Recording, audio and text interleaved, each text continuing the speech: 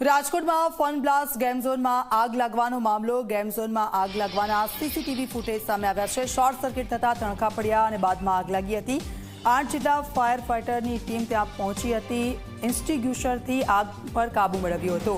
તણખા પડ્યા. ગેમ ઝોનમાં અફરાતફરી મચી ગઈ હતી.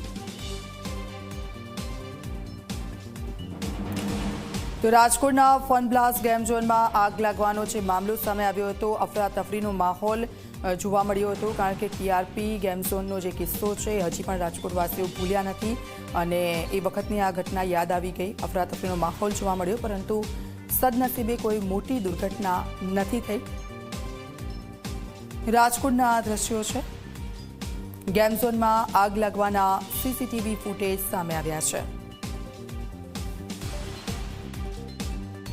જી, અમારી પાસે પ્રોપર ફાયર બધે જે કોઈ બી ઇક્વિપમેન્ટ્સ જોઈએ છે એ પ્રોપર બધા ફાયરના સાધનો છે.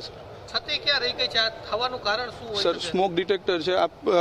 જે બી સ્મોક ડિટેક્ટરમાં માઇનર અમથું કોઈ બી જગ્યાએ ધૂળ કચરો એવું ક્યારે બી આવતું હોય છે, પણ છતાં બી અમે અમારી ટીમ અત્યારે ફરીવાર ચેક કરે છે કે કયા કારણોથી વૂટર વાગ્યું છે.